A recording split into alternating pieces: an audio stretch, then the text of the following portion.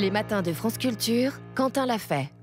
Une première depuis 2011, une première depuis le début de la répression violente, sanguinaire, initiée par Bachar al-Assad contre son peuple. Demain, le régime syrien sera représenté lors du sommet de la Ligue arabe organisé à Jeddah, en Arabie Saoudite. Tout un symbole qui marque le retour progressif de la Syrie dans le jeu diplomatique international. Alors comment le comprendre ? La Syrie a-t-elle réussi à mettre un terme à son isolement ? Pour en parler, je reçois ce matin deux invités. Leïla Vignal, bonjour. Bonjour. Vous êtes géographe, professeure et directrice du département de géographie à l'École normale supérieure, spécialiste de la Syrie et du Moyen-Orient, autrice également en 2020 de War Torn, The Unmaking of Syria. Et à vos côtés, Salam Kawakibi. Bonjour monsieur. Bonjour. Vous êtes politologue, directeur du CAREP, le Centre arabe de recherche et d'études politiques, ancien directeur de l'Institut français du Proche-Orient à Alep, en Syrie. Et pour commencer, Salam Kawakibi, une question, cette réintégration de la Syrie au sein du monde panarabe et au sein de la Ligue arabe, est-ce que c'est un symbole de plus dans la réintégration de la Syrie dans le jeu international ? Je crois que c'est un symbole que les régimes qui se ressemblent se retrouvent enfin. Les régimes qui réintègrent Assad au sein de la Ligue arabe, ils ne sont pas très différents de lui. Ils sont aussi acharnés contre leur population. Ils ont tué avec des tronçonneuses leurs journalistes. Vous parlez de l'Arabie Saoudite ? Je parle de l'Arabie Saoudite. Et ils ont maté des soulèvements populaires pacifiques comme l'Algérie. Ils ont plus que 60 000 prisonniers politiques comme l'Égypte. Ils financent toutes les contre-révolutions arabes comme les Émirats arabes unis. Alors, Assad se retrouve dans un milieu très amical, très réceptif de ses pensées. Son écartement de la Ligue arabe n'était pas du tout un écartement basé sur des principes, des valeurs, les droits de l'homme, etc. C'était un écartement pour des différents, j'oserais dire, personnels entre lui et certains leaders arabes, décideurs de toute la région, et aussi une façon de montrer à la dite communauté internationale qu'on est contre la répression, qu'on est pour une démocratie dans ce pays, et on va faire le nécessaire pour vous faire plaisir. Donc il y avait quand même en façade, du moins, ces valeurs affichées par les autres pays arabes depuis 2011. Oui, surtout que c'était en écho aux réactions des pays démocratiques qui sont restés très limités et qui sont restés aussi entourés par des discours depuis l'éclatement de la révolution pacifique avant qu'elle se transforme en tuerie 2 ans après son 2011. Leïla Vignal, est-ce que vous faites au fond la même lecture de cette réintégration de la Syrie au sein de la Ligue arabe ? Est-ce que c'est pur cynisme, pur réel politique ? Alors, vous avez mentionné le fait que cette réintégration au sein de la Ligue arabe signifiait peut-être le début de la réintégration de la Syrie sur la scène internationale. Alors, c'était comme ça que vous avez ouvert votre question à Salam Kawakibi. Là, je pense qu'on n'y est pas du tout encore. On pourra en parler. Mais effectivement, ce qu'on voit, c'est que de toutes les manières, les pays arabes, qui sont donc 22 au sein de la Ligue arabe, ne sont pas complètement homogènes, ne forment pas un groupe homogène par rapport à cette question de la réintégration de la Syrie. Il y a différents groupes qui se sont constitués avec le temps et effectivement, c'est les pro-normalisation. Il y a un groupe de pays qui a toujours été pro-normalisation qui finalement maintenant a remporté la mise suite à un processus qui a été enclenché depuis quelques années. Et les opposants, les pays qui s'opposent encore à la réintégration de la Ligue arabe, ont finalement le Qatar notamment le Qatar, ont finalement acté le fait de la majorité tout en gardant des réservations à titre national. Par exemple, le Qatar a obtenu le fait de ne pas avoir à rétablir des relations diplomatiques avec la Syrie. Mais effectivement, il y a un très grand cynisme qui apparaît avec cette réintégration, mais finalement d'une dictature qui rejoint un ensemble globalement composé d'États autoritaires et d'autres dictatures dont les mains peuvent être effectivement ensanglantées également. Salam Kawakibi, ça vient d'être dit. Au fond, il y avait plusieurs groupes de pays au sein de cette Ligue arabe. Certains militent depuis plusieurs années pour la réintégration de la Syrie dans ce groupe. Au fond, la bascule, c'est peut-être l'Arabie saoudite, non, qui l'a enclenché en s'alliant d'une part avec l'Iran, en tout cas en renouant des relations diplomatiques fortes avec l'Iran il y a quelques semaines, et en raffirmant sa volonté de redialoguer avec Bachar el-Assad il y a quelques jours. Tout à fait. Les efforts se faisaient par les Émirats Arabes Unis, depuis 2018. Mais ce qui a fait basculer la donne, c'est l'acceptation de l'Arabie saoudite, qui était un petit peu liée aussi à la réconciliation avec l'Iran. C'était une des conditions de l'Iran pour renouer avec l'Arabie saoudite. Ça, c'était dans les coulisses, dans les papiers un peu qui circulaient d'une manière discrète. C'était une des conditions qu'il faut renouer avec la Syrie. Pas seulement l'appel de l'Iran à l'Arabie saoudite, c'était pour avoir la paix dans la région. Il faut reconstruire la Syrie, parce que sinon, le terrorisme va revenir et vous allez souffrir.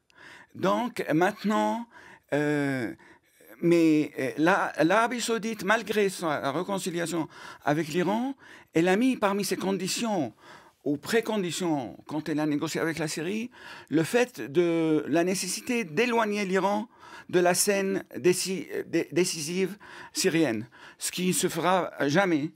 Et le régime syrien, depuis le Assad père, n'a jamais respecté aucun engagement au sein de la Ligue arabe, voire au sein de la communauté internationale, pour venir maintenant respecter 3 conditions qui ont été posées par l'Arabie saoudite: l'arrêt du trafic de la drogue, le Captagon notamment, le retour des réfugiés dans des conditions contrôlées et sans sanctions et sans sentiment revanchard, et le troisième, éloigner l'Iran du contrôle total de la Syrie. Et ces 3 conditions, le jour même de la rencontre à Amman entre les ministres arabes et les ministres syriens, la Syrie a reçu le président iranien. Depuis 12 ans, aucun président iranien s'est rendu à Damas. Ils ont signé avec lui 8 contrats à long terme pour que l'Iran puisse contrôler l'ensemble de l'économie syrienne.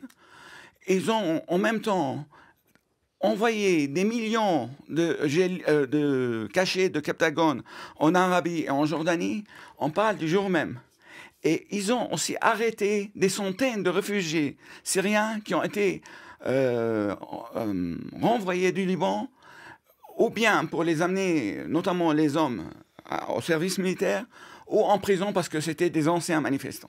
Le Captagon, on rappelle que c'est cette drogue fabriquée à bon marché, des millions et des millions de pilules, notamment fabriquées dans les zones dirigées par le régime de Bachar el-Assad, déversées dans l'ensemble du Moyen-Orient, notamment en Arabie saoudite. On l'appelle aussi la cocaïne du pauvre. Est-ce que vous êtes d'accord, au fond, Leïla Vignal, avec cette triple idée, l'ambition de l'Arabie saoudite? C'est d'abord, en renouant avec la Syrie, c'est d'abord de contrôler la triple question du terrorisme, des réfugiés, de la drogue. Oui, c'est-à-dire que ce qui est intéressant de voir dans tout le déploiement de ce processus de réintégration, c'est qu'il y a eu dans les derniers mois une forme de conditionnalité qui s'est dessinée. Alors, pour les pays qui ont favorisé cette réintégration, la conditionnalité pouvait varier. Et effectivement, pour l'Arabie saoudite et pour l'ensemble des pays arabes de façon plus générale, c'est vraiment 3 piliers importants. Le Captagon, c'est plusieurs milliards de dollars. C'est vraiment la bouée de sauvetage économique du régime syrien. Aujourd'hui, le budget de l'État syrien, il a chuté à 3,3 milliards d'euros. C'est vraiment un pays complètement ruiné. Ce serait le Captagon, je me permets de vous couper, ce serait entre 5 et 10 milliards de revenus pour la Syrie chaque année et le premier produit exporté à l'étranger. C'est effectivement économiquement extrêmement important et puis c'est surtout une carte politique, une carte de nuisance politique. Et le régime syrien a d'ailleurs montré qu'il était capable d'utiliser cette carte vraiment à sa main en opérant des saisies de Captagon à sa frontière depuis le début du mois de mai pour montrer à ses pairs arabes qu'il était capable de le contrôler comme justement de le laisser passer. Il y a la deuxième question que vous avez évoquée qui est la question des réfugiés, qui est une question brûlante dans la région, moins pour l'Arabie saoudite d'ailleurs que pour le Liban et pour la Jordanie. La Jordanie qui est aussi un des pays qui a été en faveur de cette normalisation, à la fois pour cette question des réfugiés, du retour des réfugiés syriens, mais aussi pour des questions économiques, parce que la Jordanie est effectivement économiquement très liée à la Syrie, qui sont autant de questions, comme Salam Kawakibi l'a rappelé, par rapport auxquelles je pense que les gouvernements arabes ne peuvent pas se faire beaucoup d'illusions sur l'engagement de Bachar el-Assad de tenir ces promesses qu'il n'a pas faites d'ailleurs, parce qu'il y a ces formes de conditionnalité qui sont là, qui ont été discutées, mais finalement pour une réintégration sans condition, parce que rien n'a été acté officiellement par Bachar el-Assad. Donc la question du retour des réfugiés, depuis des années, c'est une question qui est sur l'agenda de discussion régionale et internationale. Le régime syrien n'a jamais fait le premier geste en faveur du retour des réfugiés, et on peut constater que les 8 millions de réfugiés syriens qui sont à l'extérieur ne reviennent pas. C'est pour de bonnes raisons. Et Salam Kawakibi rappelait effectivement la destination prison ou armée qui attend notamment les hommes syriens qui sont à l'extérieur. Salam Kawakibi, vous souhaitez réagir? Oui, pour rebondir là-dessus, Assad lui-même, devant des diplomates syriens, il a prononcé une phrase qu'on n'a jamais entendue depuis 1933, qui parlait d'une société homogène. Il a dit, il est vrai qu'on a perdu 8 millions de réfugiés qui sont partis de la Syrie. C'est vrai qu'on a perdu 500 000 morts, mais au moins, nous avons actuellement une société homogène. Et ça vous rappelle quelque chose en 1933. Et donc, quand il parle d'une société homogène, il ne voudra jamais faire un déséquilibre au sein de cette homogénéité. Et surtout que beaucoup de localités d'où venaient ces réfugiés n'existent plus sur la carte.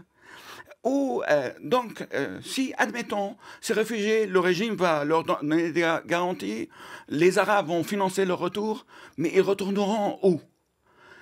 Et aussi, le régime, depuis le début de la Révolution, il a travaillé d'une manière systématique à changer la donne démographique. Toute la zone qui entoure le Liban, qui était des petites villes et petits villages, la population a été déplacée d'une manière méthodologique et remplacée par une communauté proche de Hezbollah, c'est-à-dire des chiites. De l'Iran. Et donc de l'Iran. Donc, il y a toute une ingénierie démographique qui s'est œuvrée en Syrie. Comment maintenant il va la changer? Il ne la changera jamais. Est-ce que le grand talent, au fond, le grand talent cynique de Bachar al-Assad, Leïla Vignal, ça n'a pas été aussi de profiter du tremblement de terre qui a secoué la Turquie et la Syrie, qui a fait des dizaines, des centaines de milliers de morts en Turquie et en Syrie, et au fond, d'avoir réussi à susciter une forme de solidarité panarabe à ce moment-là? Alors, le séisme a évidemment joué aussi son rôle, en tout cas sur la scène diplomatique et par rapport aux opinions publiques. C'est-à-dire qu'il y a eu une instrumentalisation à la fois par les États arabes et par le régime. Effectivement, Bachar el-Assad s'est présenté comme le protecteur de la Syrie et le distributeur de l'aide humanitaire, ce qui n'est pas le cas sur le terrain, puisque Bachar el-Assad a exigé que toute l'aide humanitaire d'urgence passe par ces canaux, comme pour toute aide humanitaire. Et en fait, ces canaux sont tout à fait inefficaces. On parle d'un pays en ruine, avec un appareil d'État en ruine, et puis donc une capacité logistique à apporter l'aide nulle, et puis sans parler du fait que certaines régions, notamment la région d'Idlib, sont contrôlées encore par des forces d'opposition, et que donc il était hors de question que cette aide humanitaire qui passait par Damas abonde ces régions. Par ailleurs, du côté des États arabes, le séisme a été utilisé de façon très intelligente en termes de communication politique, en envoyant des messages de condoléances à la Syrie. Assad a passé d'ailleurs une semaine à lire tous ces messages de condoléances arrivant de ses anciens frères ennemis.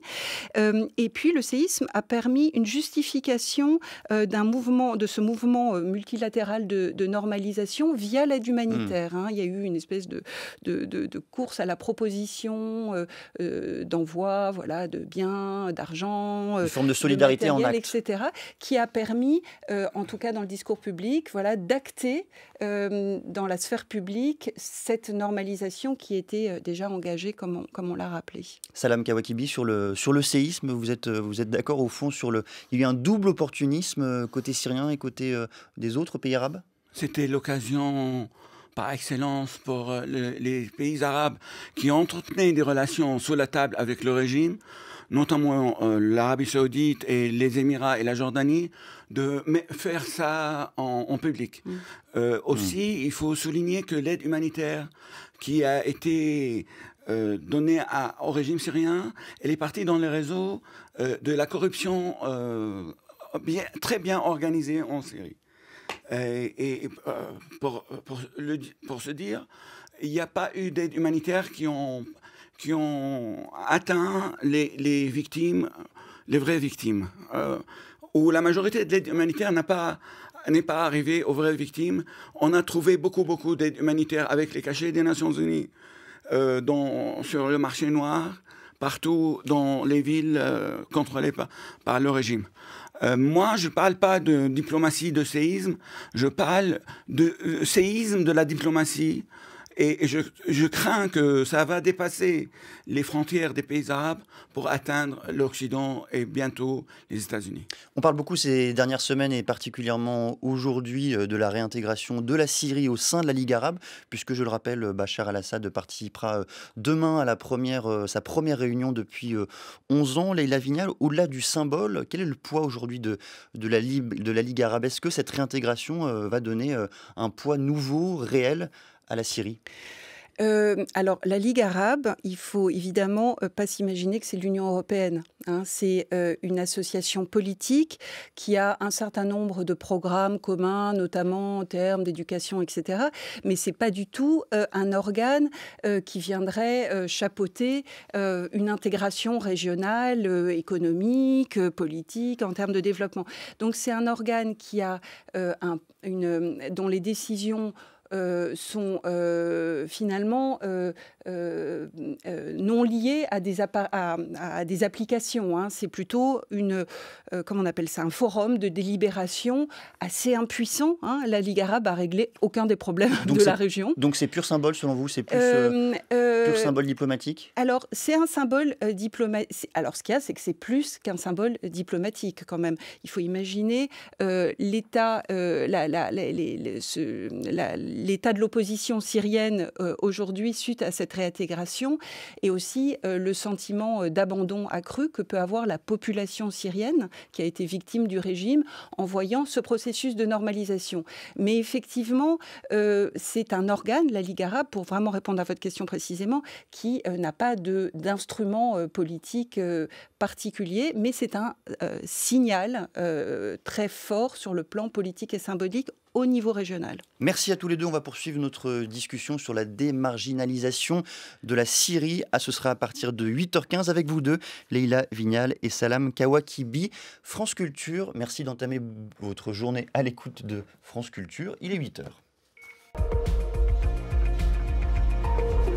Les matins de France Culture, Quentin l'a fait.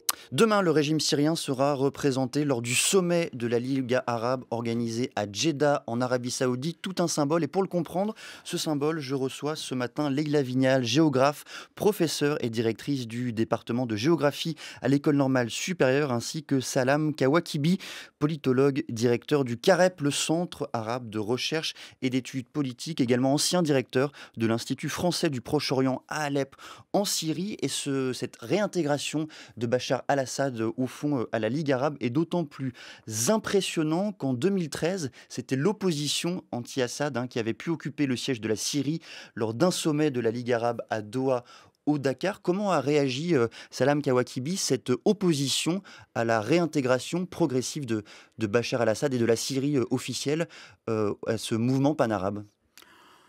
Le choc apparent est énorme, mais il faut savoir que durant cette décennie, la dernière 12 ans, l'opposition syrienne s'est éparpillée et elle est devenue aussi à la merci de plusieurs pays arabes, voire plusieurs forces régionales et internationales.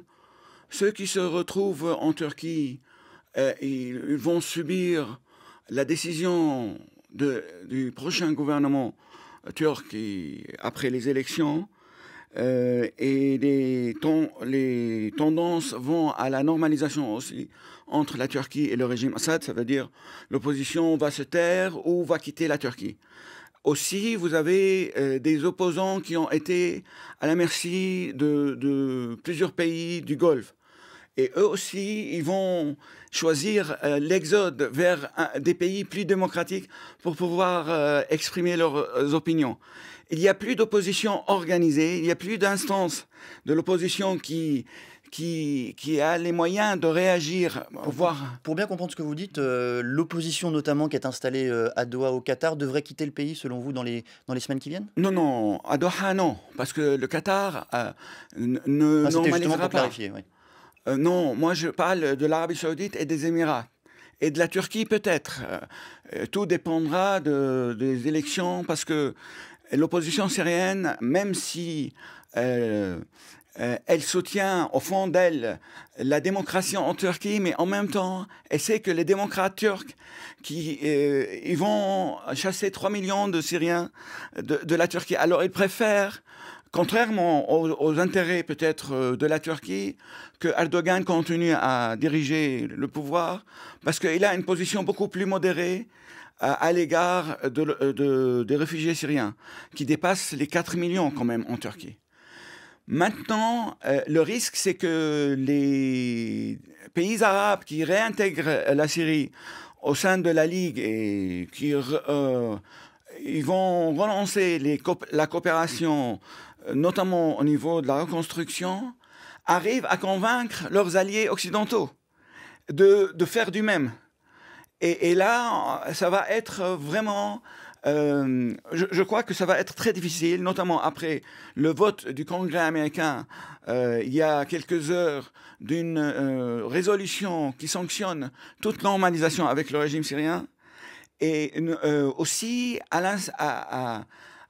maintenant, dans les pays européens, notamment la France et l'Allemagne, il y a des procès contre le régime et ces symboles en liaison avec des crimes contre l'humanité et crimes de guerre.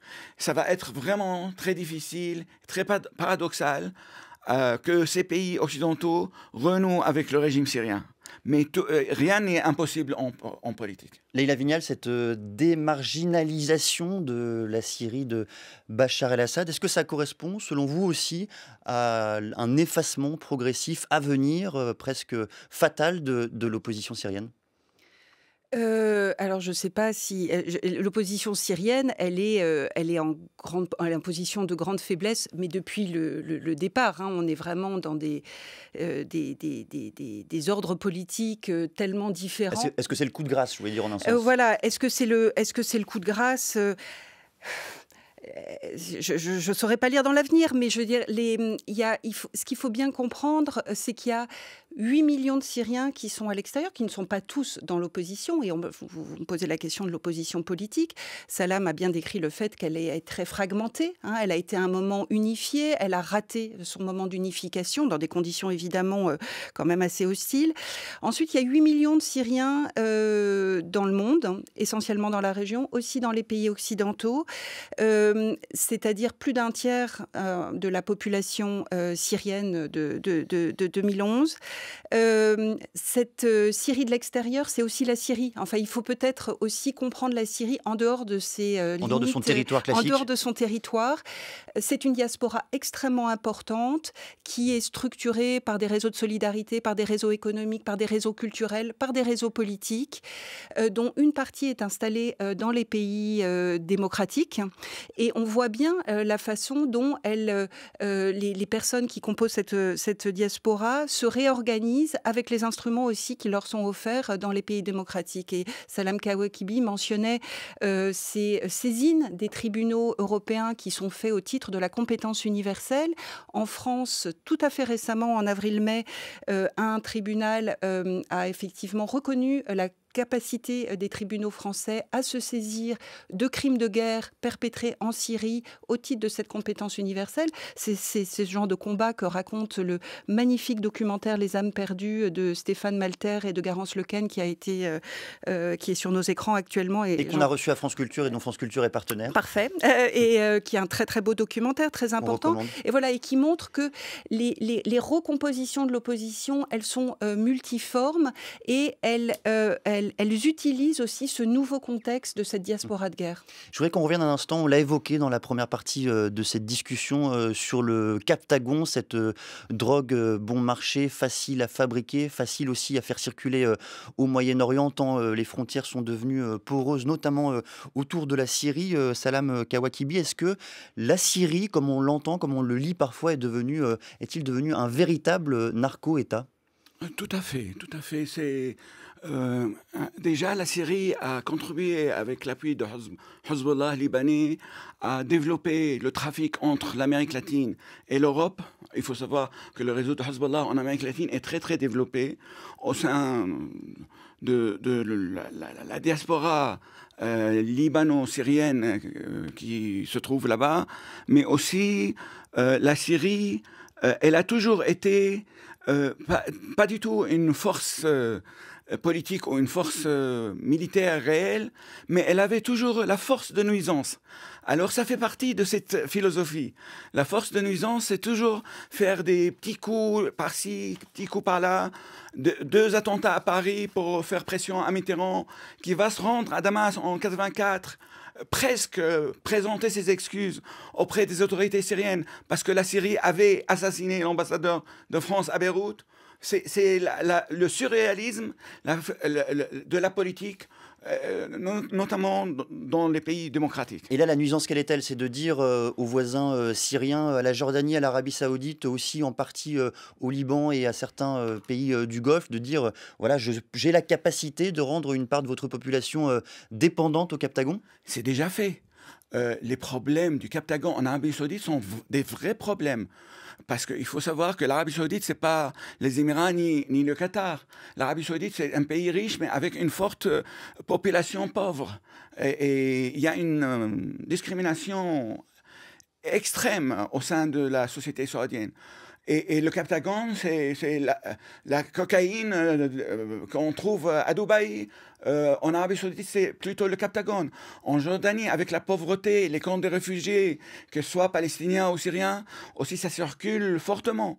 Et ces 2 pays se sont rendus compte du destin catastrophique que la continuation de ce commerce réserve à leur population, à leur société. Mais même dans les négociations qui se sont déroulées à Amman en présence du ministre syrien des Affaires étrangères, la question a été sur la table. C'est-à-dire, vous voulez qu'on arrête le Captagon? Donnez-nous les moyens pour reconstruire la Syrie, investissez dans notre économie pour qu'on arrête cette industrie. Parce qu'il faut savoir que la Syrie, avant 2011, elle avait une industrie pharmaceutique très développée, notamment grâce au secteur privé. Toutes ces usines de médicaments, maintenant, se sont transformées en usines de Captagon. par ordre du frère du président. Du frère cadet de Bachar el-Assad, à la tête de la 4e division. Tout à fait, qui contrôle tous ces réseaux. Et on sait très bien qu'en Syrie, même ouvrir une petite kiosque pour vendre des journaux, il faut être associé avec l'un du clan, je dirais pas familial peut-être, mais le clan bénéficiaire de ce système.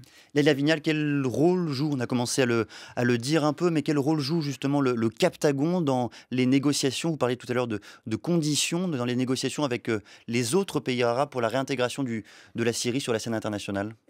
Voilà, c'est vraiment un sujet de préoccupation pour certains pays, et notamment les pays, la Jordanie, hein, qui pousse à la réhabilitation depuis quelques années, les officiels jordaniens ont fait du Captagon un problème de sécurité nationale, hein, c'est le vocabulaire officiel. Donc c'est vraiment très grave, très important. Et effectivement, des garanties ont été demandées aussi à Assad sur sa capacité de contrôler ce trafic. Est-ce qu'il reconnaît même son implication dans la Alors, production voilà, de Captagon? Donc là, est-ce qu'on n'est pas aussi dans un jeu de dupes, hein? Tout le monde sait très bien que c'est le régime qui contrôle qui fabrique et qui contrôle ce trafic. Comme on l'a dit, le régime assadien a refusé toute forme de conditionnalité à sa réintégration, alors que c'est ce qu'essayaient de faire les pays arabes. Et le régime, effectivement, nie toute responsabilité, ce qui est un mensonge patent que tout le monde connaît, hein. Donc, vous voyez, il y a aussi toute une forme de jeu d'illusion, hein. Tout le monde espère que cette réintégration va pouvoir porter ses fruits, mais chacun est extrêmement conscient du fait que la Syrie est d'une certaine manière dans une position de force pour imposer sa réintégration sans finalement rien lâcher de ses leviers, hein. Comme on le disait au début de cette discussion, la Syrie, elle dispose de quelques leviers, de quelques cartes de nuisance. Le Captagon en est une, avec notamment la question des réfugiés qui en est une autre très importante, puisque ça a des impacts régionaux. La troisième étant le fait qu'elle est dans un partenariat très proche, très étroit et renouvelé avec l'Iran. On a parlé des pays arabes, on a parlé des pays qui appartiennent à la région du Moyen-Orient de manière plus générale. Je voudrais qu'on élargisse la focale en cette fin de discussion pour comprendre quelle est l'implication d'autres pays, et notamment la Chine. Et j'ai remarqué hier ce tweet absolument incroyable, c'est le mot, dans l'ambassade de Chine en France. Je vous le cite: le retour de la Syrie dans la Ligue arabe prouve une fois de plus que lorsque l'ombre des États-Unis se rétrécit, la lumière de la paix se répand. Un commentaire, Salam Kawatibi? Vous savez, l'ambassade de Chine à Paris, elle est célèbre pour ses déclarations cyniques. Moi, j'ose dire, je félicite la Chine et la Russie de Poutine de leur cynisme. Parce qu'au moins, eux, ils étaient fidèles à leur engagement. Ils sont engagés dès le début de la révolution syrienne à soutenir le régime. Ils ont tenu leurs promesses.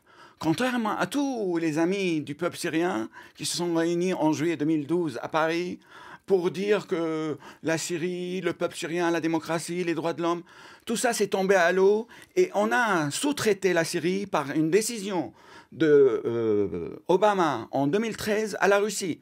C'était explicite dans les négociations entre John Kerry, le ministre des Affaires étrangères américain de l'époque, et Lavrov, le ministre cynique, encore une fois, par rapport à l'Ukraine, à la Syrie, au reste du monde, de la Russie. Donc, et l'Europe, il n'y a pas d'Europe. Au niveau des affaires étrangères, il n'y a pas d'Europe. Il y a 27 politiques européennes diverses. Il y a des pays qui n'ont jamais coupé leurs relations avec la Syrie, malgré la décision de Bruxelles. La Tchéquie n'a jamais retiré son ambassadeur, son ambassadrice de Damas. L'Italie, maintenant on a la Grèce. On a des relations sécuritaires qui ne sont jamais interrompues entre la Syrie et les pays européens, pendant que les pays européens, en même temps, donnent de l'argent à la société civile syrienne naissante pour satisfaire quelques demandes au niveau des droits de l'homme, au niveau des droits des femmes, etc., etc. C'est-à-dire, avec une main, on soutient le régime politiquement, avec l'autre main, on donne des miettes à l'opposition. Et on rappelle évidemment que la Chine et la Russie n'ont eu de cesse d'utiliser leur droit de veto pour empêcher toute décision 17 effective. 17 fois en tout, pour empêcher toute décision effective du Conseil de sécurité à l'Organisation des Nations Unies. Leïla Vignal, une réaction ? Oui, ce que je voudrais préciser, c'est que, parce que ça participe d'une posture dite réaliste que l'on entend dans les forums internationaux autour de la Syrie, du dire il faut être réaliste, Hafez al-Assad a gagné, alors donc réengageons avec lui. J'ai dit Hafez, vous voyez. Oui, c'est un espèce de lapsus. C'est une continuité. Voilà, c'est une continuité. Donc, posture réaliste qui empêche de voir que réintégrer la Syrie ne règle pas la question politique syrienne, en fait. Et la source de l'instabilité dans cette région, c'est ce régime qui, pour durer, pour le coup, la poursuite complète de la politique de son père, pour durer, est capable d'employer tous les moyens. Et ce qu'on a vu au cours de la dernière décennie, c'est que durer à n'importe quel prix, ça passe par la destruction de son pays, par le déplacement forcé de plus de la moitié de sa population à l'extérieur, à l'intérieur, la ruine du pays. Il s'agit de durer, coûte que coûte, quand bien même ça serait duré sur un tas de ruines. Donc ce tweet hallucinant, comme vous l'avez, de l'ambassade de Chine, finalement fait fi de cette problématique politique, du fait qu'on a un conflit politique profond en Syrie qui ne va pas être réglé juste avec le maintien d'un dictateur sanguinaire à la tête de ce pays. Mais est-ce que c'est aussi, Leïla Vignal, l'illustration au fond que la Chine est désormais un acteur à part entière de la région, comme elle cherche à l'être au fond depuis déjà plusieurs mois, même plusieurs années? En fait, la Chine, je pense que dans la région, n'a pas vraiment d'intérêt direct, d'intérêt économique. Il y a quelques investissements qui pourraient être faits, etc. Là, on est aussi dans un jeu international. La Chine est l'allié de la Russie. Ce sont deux pays qui sont au Conseil de sécurité de l'ONU et qui ont toujours fait bloc pour protéger leur allié syrien. La Chine, de la même manière qu'elle se tient aux côtés de la Russie dans le conflit ukrainien, se tient aux côtés de la Russie aussi au Proche-Orient, et c'est pas un pays qui encourage, favorise les mouvements démocratiques. Salam Kawakibi, vous êtes d'accord avec cette analyse ? Tout à fait, et j'ajouterais que la Chine n'investirait même pas $1 en Syrie, parce que la Chine, malgré tout son discours politique, pour les investissements économiques, elle fait très attention au rendement, et sachant que la Syrie, il n'y a pas d'état de droit, il n'y a pas une justice indépendante, ces investissements risquent de tomber dans les poches du régime. Elle ne mettra même pas un sou, elle demandera à l'Europe, aux pays du Golfe, de payer la reconstruction. Un mot quand même pour finir, Salam Kawakibi, sur la population syrienne. On rappelle l'état de cette guerre, 500 000 morts, des millions de déplacés. Qu'est-ce que peuvent espérer, je suis certain à peu près que ce n'est pas le bon terme, qu'est-ce que peut espérer aujourd'hui la population syrienne à partir de cette réintégration progressive de son pays dans le jeu international ? La déception est immense, notamment dans les zones dites libérées, mais aussi à l'intérieur des zones contrôlées par le régime. Et comme toujours, la négligence, l'abandon de la population est laissé à son destin kafkaïen. Ça développe le radicalisme et ça risque de développer des groupuscules terroristes, voire pas seulement en Syrie, dans l'ensemble des pays qui ont connu une contre-révolution, notamment la Tunisie et l'Égypte. Et l'Europe devait être consciente de cela. Maintenant, les boat people vont être par centaines de milliers dans la Méditerranée pour traverser ce lac de guerre vers le nord. Il ne faut pas s'étonner un jour et dire « Oh là, d'où viennent ces migrants et d'où viennent ces attentats ?» Leïla Vignal, dans les conditions que vous mettiez en lumière un peu plus tôt, conditions avancées par les pays arabes pour la réintégration de la Syrie, notamment au mouvement panarabe et à la Ligue arabe, est-ce que certaines conditions concernent directement la population syrienne ou là encore c'est totalement effacé, absent des discussions ? Non, c'est absent de discussion. Je pense que c'est pas nécessairement un domaine d'intérêt pour les pays arabes. Il y a cet espoir, de la part des pays arabes que un certain nombre de problèmes vont être réglés par cette réintégration. Cette attente du régime syrien d'avoir des financements, ce qui est aussi probablement extrêmement illusoire parce que des financements qui viendraient du Golfe pour la reconstruction ou en compensation, par exemple, du contrôle du trafic de Captagon, se heurterait aussi au système de sanctions internationales qui touche le régime syrien, notamment les sanctions américaines au titre de la loi César, qui vise des proches du régime. César, on se rappelle que c'est le nom de ce photographe, ancien photographe du régime syrien qui travaillait pour la morgue syrienne, qui avait photographié des milliers et des milliers de corps assassinés par le régime et qui a fait fuiter l'ensemble de ces photographies. C'est ce que raconte notamment le film Les âmes perdues que vous avez évoqué tout à l'heure. Absolument. Donc, en hommage à cet homme extrêmement courageux, il y a cette loi César donc, des sanctions américaines qui a pour but d'accroître l'isolement de Damas. Et puis, il y a également des trains de sanctions de l'Union européenne. Et tous ces trains de sanctions qui visent donc des proches du régime, qui visent des banques, des entreprises, des organes étatiques, des secteurs entiers qui sont liés au régime, comme par exemple le pétrole, mais qui permettent évidemment l'acheminement de biens de la vie quotidienne. Ces sanctions, elles ont un effet paralysant sur les investissements qui pourraient avoir lieu en Syrie. Donc, il y a aussi une illusion autour du fait que cette réintégration de la Syrie pourrait améliorer le sort de la population avec l'arrivée dans le pays de centaines de milliards de dollars. Oui, parce qu'on parle depuis tout à l'heure de la réintégration progressive de la Syrie dans le jeu diplomatique. Salam Kawakibi, c'est vrai que du point de vue occidental, notamment du point de vue européen et américain, on en est encore très très loin.